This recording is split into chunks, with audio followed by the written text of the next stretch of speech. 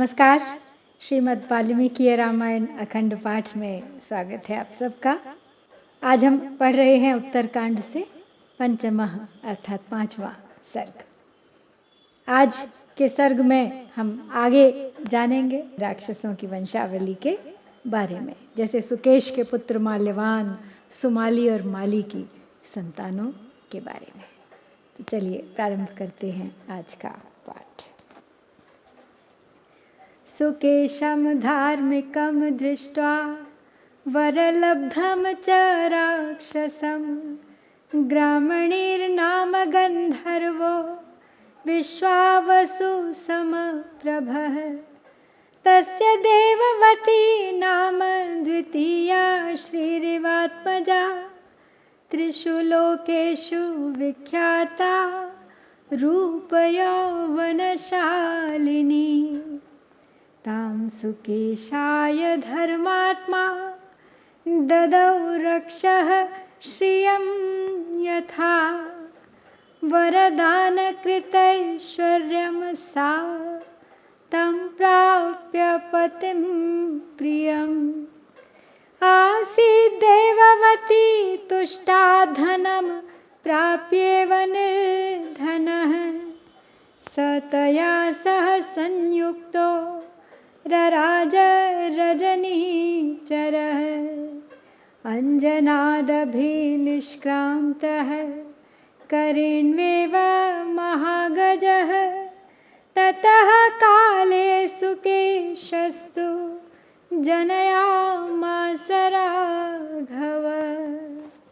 विद्युत केश के पुत्र सुकेश के बारे में बताते हुए आगे कहते हैं अगस्त्य जी कि हे रघुनंदन, एक दिन विश्वावसु के समान तेजस्वी ग्रामणी नामक गंधर्व ने राक्षस सुकेश को धर्मात्मा तथा वर प्राप्त वैभव से संपन्न देख अपनी देववती नामक कन्या का उसके साथ ब्याह कर दिया। वह कन्या दूसरी लक्ष्मी के समान दिव्य रूप और यौवन से सुशोभित एवं तीनों लोकों में विख्यात थी। धर्मात्मा ग्रामणी ने राक्षसों की मूर्तिमती राजलक्ष्मी के समान देववती का हाथ सुकेश के हाथ में दे दिया।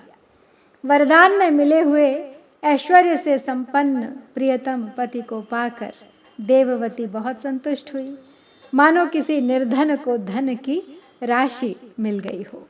जैसे अंजन नामक दिग्गज से उत्पन्न कोई महान गज किसी हथिनी के साथ शोभा पा रहा हो, उसी तरह वह राक्षस गंधर्व कन्या देववती के साथ रहकर अधिक शोभा पाने लगा। त्रीन पुत्रान् जनयामास त्रेताग्नि समविग्रहान् माल्यवन्तं सुमालिं च बलिनां त्रिनेत्र समान पुत्रान् राक्षसान् राक्षसाधिपः। त्रयो लोका इवाव्यग्राः स्थितास्त्रय इवाग्नयः। त्रयो मंत्रा इवात्युग्रामयाः।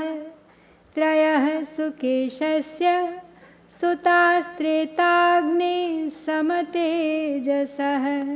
विवृद्धे मगमंस्तत्र व्याधयोपेक्षिता इव। वरप्राप्तिं पितुस्ते तु ज्ञात्वैश्वर्यं तपोबलात्। तपस्तप्तुं गता मेरुं भ्रातरः कृतनिश्चयाः। प्रगृह्य नियमान् घोरान् राक्षसान् नृपसत्तमा।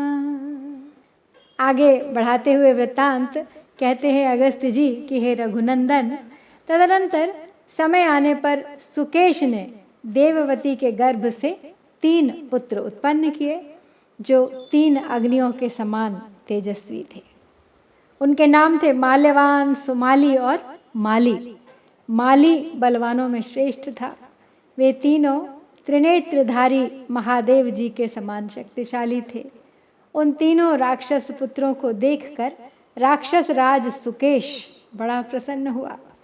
वे तीनों लोकों के समान सुस्थिर, 3 अग्नियों के समान तेजस्वी, 3 मंत्रों, शक्तियों अथवा वेदों के समान उग्र तथा 3 रोगों के समान अत्यंत भयंकर थे। तो यहाँ पे जो 3 अग्नियों की बात की है वो है गार्हपत्य, आवहनीय और दक्षिणाग्नि। 3 शक्तियाँ हैं, प्रभु शक्ति, उत्साह शक्ति तथा मंत्र शक्ति। 3 वेद, ऋग, यजु, साम। वैसे तो वेद 4 हैं, लेकिन यहाँ पहले 3 की बात की गई है क्योंकि अथर्ववेद बाद में आया था। और 3 प्रकार के रोग जिनकी बात यहाँ की गई है वो हैं वात, पित्त और कफ। इनके प्रकोप से उत्पन्न होने वाले 3 प्रकार के रोग।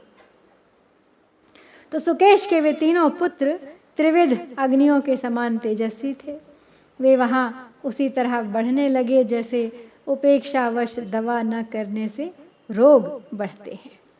उन्हें जब यह मालूम हुआ कि हमारे पिता को तपोबल के द्वारा वरदान एवं ऐश्वर्य की प्राप्ति हुई है, तब वे तीनों भाई तपस्या करने का निश्चय करके मेरु पर्वत पर चले गए। तो हे नृपश्रेष्ठ, वे राक्षस वहाँ भयंकर नियमों को ग्रहण करके घोर तपस्या करने लगे। उनकी वह तपस्या समस्त प्राणियों को भय देने वाली थी। विचेरुस्ते तपो घोरम सर्वभूत भयावहम सत्यार्जवशमोपेतैस्तपोभिर्भुवि दुर्लभैः संतापयन्त स्त्रीन् लोकान् सदेवासुरमानुषान् ततो विभुश्चतुर्वक्त्रो विमानवरमाश्रितः सुकेशपुत्राणामन्त्र्य वरदोऽस्मीत्यभाषत। ब्रह्माणं वरदं ज्ञात्वा सेन्द्रैर्देवगणैर्वृतम् ऊचुः प्राञ्जलयः सर्वे वेपमाना इव द्रुमाः तपसाराधितो देव यदि नो दिशसे वरम् अजेयाः शत्रुहन्तारस्तथैव चिरजीविनः प्रभविष्णवो भवामेति परस्परमनुव्रताः।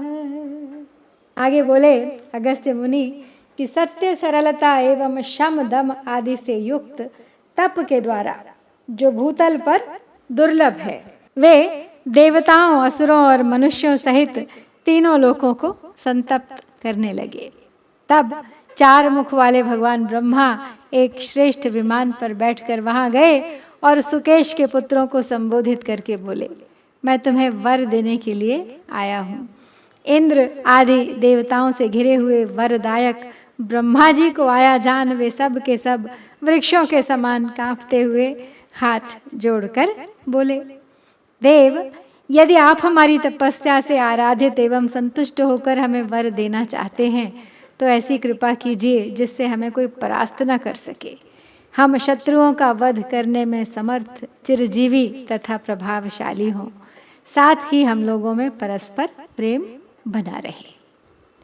एवं भविष्यथेत्युक्त्वा सुकेशतनयान् विभुः स ययौ ब्रह्मलोकाय ब्रह्मा ब्राह्मणवत्सलः वरं लब्ध्वा तु ते सर्वे रामरात्रिञ्चरास्तदा सुरासुरान् प्रबाधन्ते वरदान सुनिर्भयाः तैर्बाध्यमानास्त्रिदशाः सर्षसङ्घाः सचारणाः त्रातारं नाधिगच्छन्ति निरयस्था यथा नराः अथ ते विश्वकर्माणं शिल्पिनां वरमव्ययम् ऊचुः समेत्य संहृष्टा राक्षसा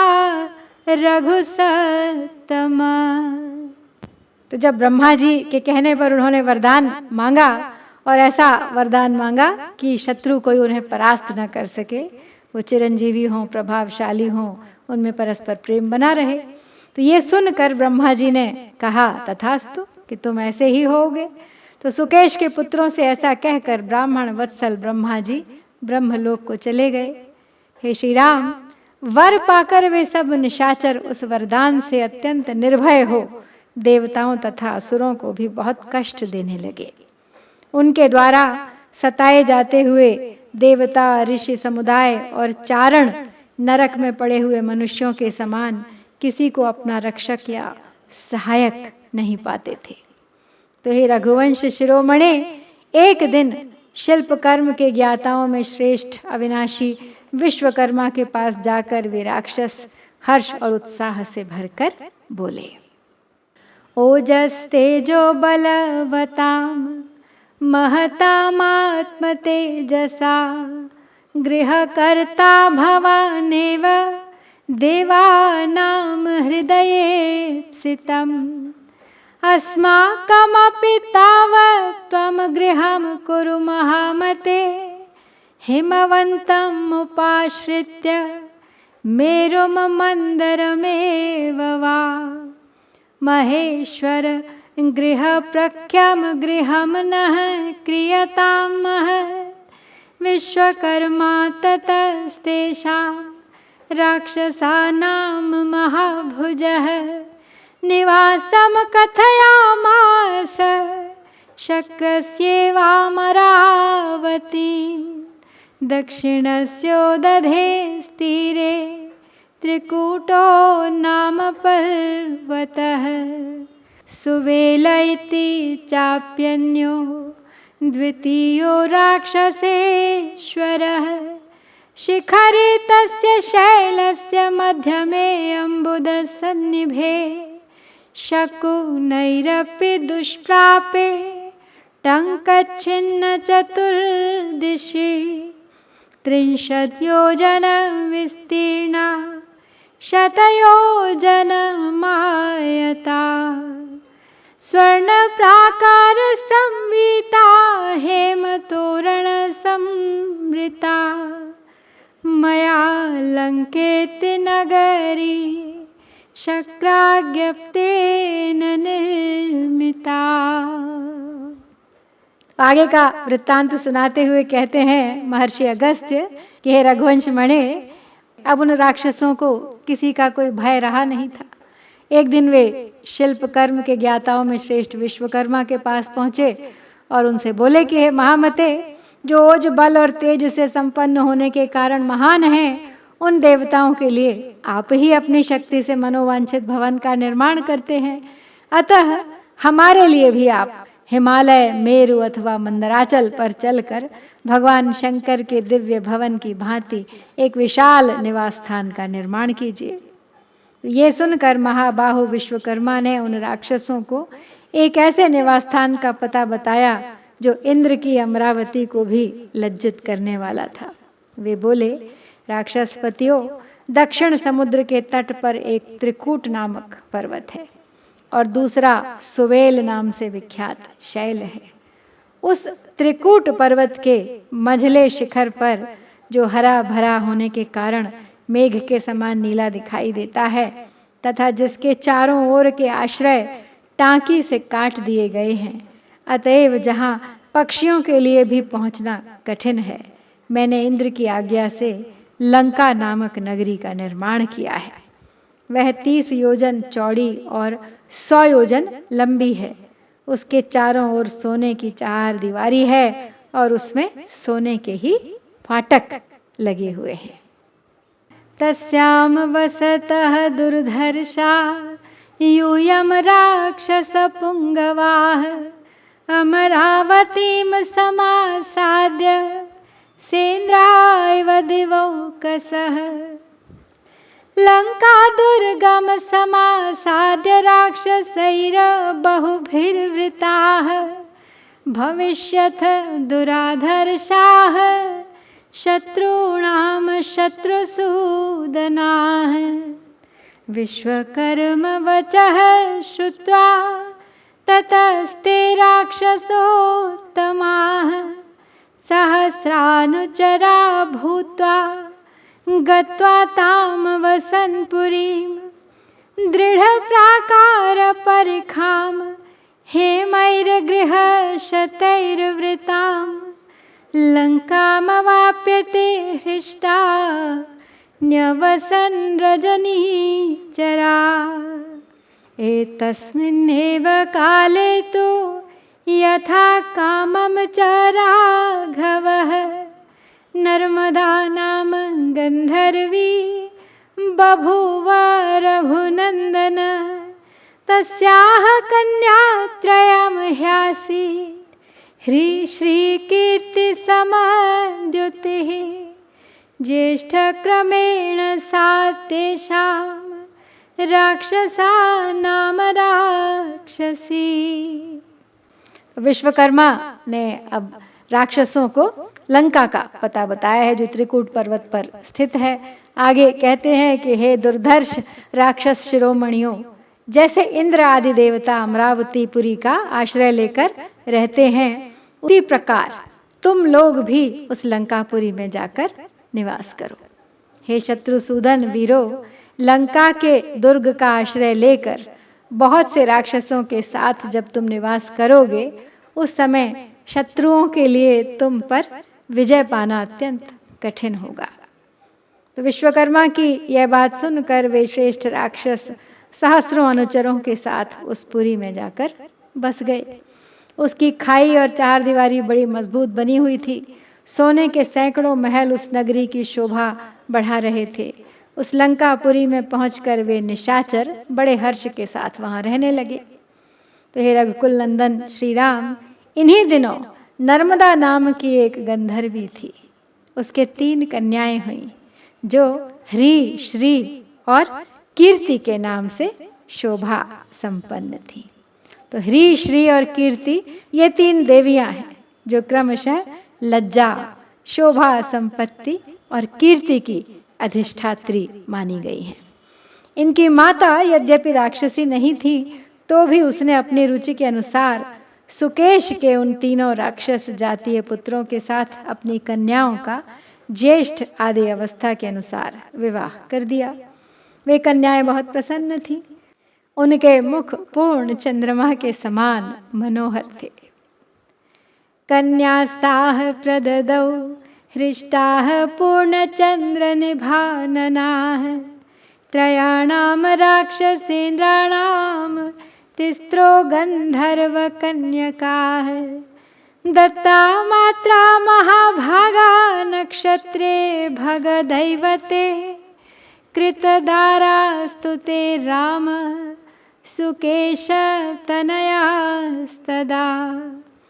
चिक्रीडुः सह भार्याभिरप्सरोभिरिवामराः ततो मालवतो भार्या सुंदरी नाम सुंदरी स तस्याम जनयामास यदपत्यम निबोधत वज्रमुष्टिर्विरूपाक्षो दुर्मुखश्चैव राक्षसः सुप्तघ्नो यज्ञकोपश्च मत्तोन्मत्तौ तथैव च अनला चाभवत् कन्या सुंदर्याम राम सुंदरी। तो माता नर्मदा ने उत्तरा फाल्गुनी नक्षत्र में उन 3 महाभाग्यवती गंधर्व कन्याओं को उन 3 राक्षस राजों के हाथ में दे दिया। तो हे श्री राम, जैसे देवता अप्सराओं के साथ क्रीड़ा करते हैं, उसी प्रकार सुकेश के पुत्र विवाह के पश्चात अपनी उन पत्नियों के साथ रहकर लौकिक सुख का उपभोग करने लगे। उनमें माल्यवान की स्त्री का नाम सुंदरी था। वह अपने नाम के अनुरूप ही परम सुंदरी थी। माल्यवान ने उसके गर्भ से जिन संतानों को जन्म दिया, अब उन्हें बता रहा हूँ, सुनिए। वज्रमुष्टि, विरूपाक्ष राक्षस दुर्मुख, सुप्तघ्न, यज्ञकोप, मत्त और उन्मत्त, ये 7 पुत्र थे उनके। तो हे श्री राम, इसके अतिरिक्त सुंदरी के गर्भ से अनला नाम वाली एक सुंदरी कन्या भी उत्पन्न हुई थी।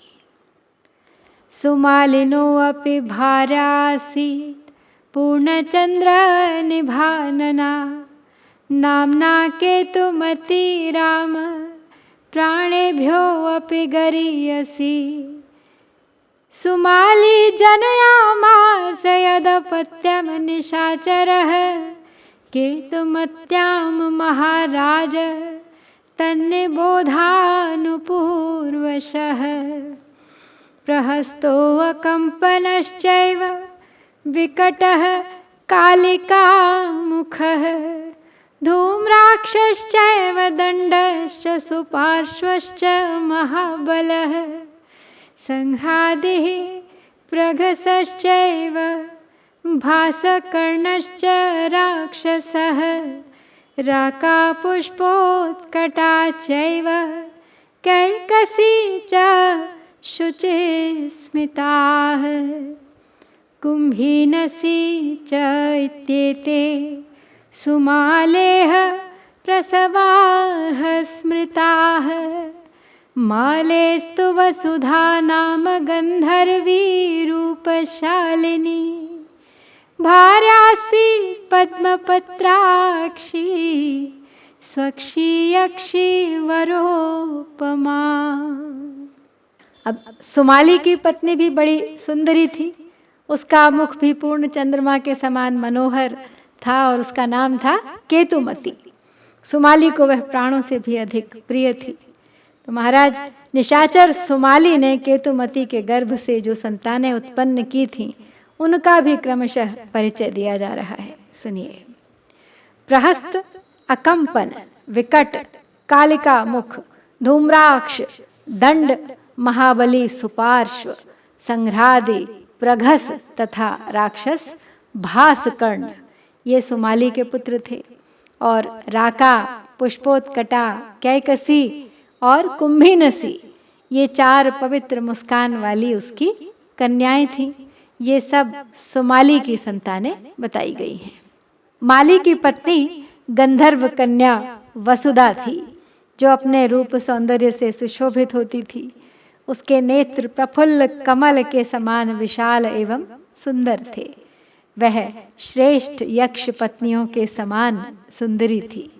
सुमालेरनुजस्तस्याम जनयामास यत्प्रभो अपत्यम कथ्यमानं तु मया त्वं शृणु राघव। अनलश्चानिलश्चैव हरः सम्पातिरेव च एते विभीषणमात्या मालेयास्ते निशाचराः। ततस्तु ते राक्षसपुङ्गवास्त्रयो निशाचरैः पुत्रशतैश्च संवृताः। सुरान् सहेन्द्रान् ऋषीनागयक्षान् बबाधिरेतान् बहुवीर्यदर्पिताः। जगद्भ्रमन्तो अनिलवद्दुरा रणेषु मृत्युप्रतिमान तेजसः वरप्रदानादपि गर्वितां भृशं क्रतुक्रियाणां प्रशमंकराः सदा। आगे वर्णन करते हुए कहते हैं अगस्त्य श्री राम से कि हे प्रभो रघुनंदन, सुमाली के छोटे भाई माली ने वसुधा के गर्भ से जो संतति उत्पन्न की थी, अब उसका मैं वर्णन कर रहा हूँ, आप सुनिए। अनल, अनिल, हर और संपाति ये 4 निशाचर माली के ही पुत्र थे जो इस समय विभीषण के मंत्री हैं। माल्यवान आदि तीनों श्रेष्ठ राक्षस अपने सैकड़ों पुत्रों तथा अन्यान्य निशाचरों के साथ रहकर अपने बाहुबल के अभिमान से युक्त हो इंद्र आदि देवताओं, ऋषियों, नागों तथा यक्षों को पीड़ा देने लगे। वे वायु की भांति सारे संसार में विचरने वाले थे। युद्ध में उन्हें जीतना बहुत ही कठिन था। वे मृत्यु के तुल्य तेजस्वी थे। वरदान मिल जाने से भी उनका घमंड बहुत बढ़ गया था। अतः वे यज्ञ आदि क्रियाओं का सदा अत्यंत विनाश किया करते थे।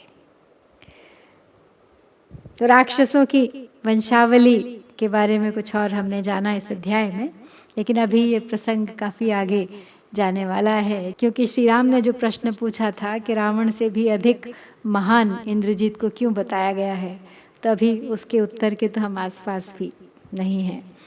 तो इस प्रकार यहाँ पर हम श्री वाल्मीकि निर्मित आर्ष रामायण आदि काव्य के उत्तर कांड में 5वां सर्ग पूरा करते हैं। इत्यार्षे श्रीमद् रामायणे वाल्मीकिये आदि काव्ये उत्तर कांडे 5मः सर्गः। ओम श्री सीतारामचंद्राभ्याम नमः।